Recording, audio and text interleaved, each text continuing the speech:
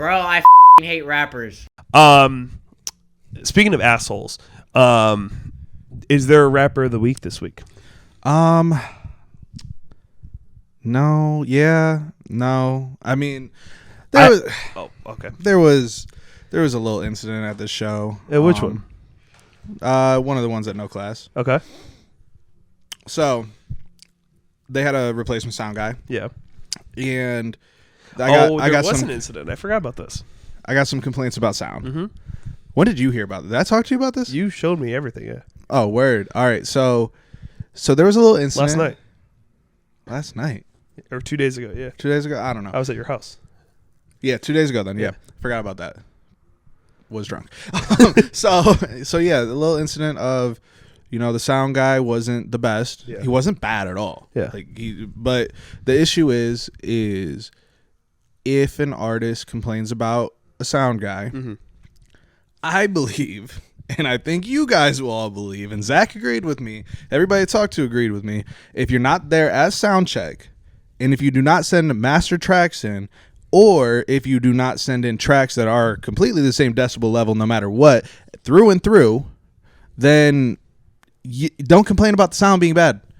Yeah. You don't, if you don't sound check, you have no way of telling. Sounds to me like you had a bad performance. That's what it sounds like. And honestly, I told them that a lot of that is contributed to ticket sales. Yeah.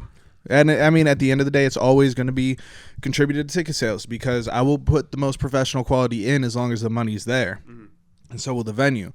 But the venue lacks in bar sales at our types of shows. And it's hip hop a lot of times. Mm-hmm. It's because a lot of these guys are younger and they're bringing in a young crowd. And yeah, like it's great. This venue wants to be a safe space for all genres. It wants to host all genres, all crowds.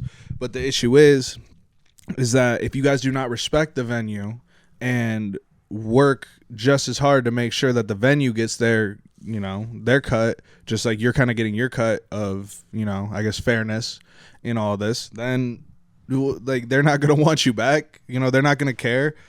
Not that this venue doesn't care because they do, but whoops, there was shitty sound one time. No one's ever complained about it there before. We cut the venue that had the shitty sound. Like, we did everything we could to put you guys in the best situation possible. Master your music. And I was actually there about a week ago or 2 weeks ago. 10/22. Yeah. And less than a week between this performance. 5 days between these two performances. Yeah, and as an audio guy myself, I can hear differences, and it could have been that I was sick or something, but the only difference that I noticed from the time I was just there and the last time I was there was that it was a little quieter, and I think it's because I was sick and there's 10 times the amount of people in the room, so it dampened a little bit of the noise. But other than that, it was the same audio equipment, same speakers, same everything that you use every week. So again, I think it was the performance that they were upset about. Yeah, if you're selling, nobody on that show sold 20 tickets. Nobody heading into the day even had 15 tickets sold. Only 3 had 10 tickets sold heading into the day. Yeah. And that's what the venue sees, so they have to prep accordingly. If they know they're not going to make money, they have to go with the cheaper option because they can't afford the better option. So if you sell better, then you will get better quality. That's just that. End of day. It really is. It sucks that you're not going to get the best quality every time. Yeah. But if you don't put the best quality out there, yeah, then why the hell would you get it?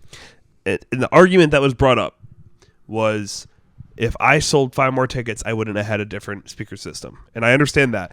But yeah, well, no shit, you wouldn't. No shit. If everyone sold 5 more tickets for the whole entire year, then you would have the money to do that. Mm-hmm. So 100%. If there's 10, 12 artists on a show selling 5 more tickets each, that's 60 per show more.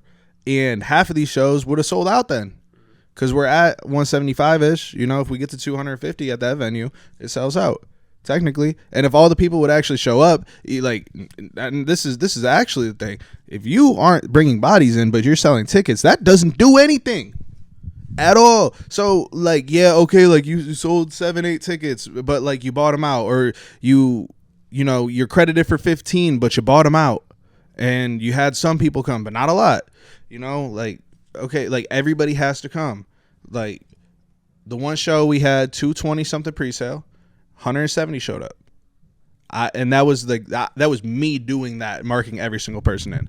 And I would say the margin of error was probably about 5, give or take, each side. 175 max in the building. And that was a show where it was $20 tickets, and I had 11 people missing a $50 meet and greet too. So you think that they're really going to show up to a showcase every time accurately when we're missing 50 people and 11 people who paid $70 minimum? Come on now. And that show actually had a lot of people outside. I was outside that show, and I remember texting Greg, and there was a lot of people standing outside that show when I pulled up, at least compared to the normal crowd that I've seen there. So most packed we've had the venue for sure. yeah, and so yeah,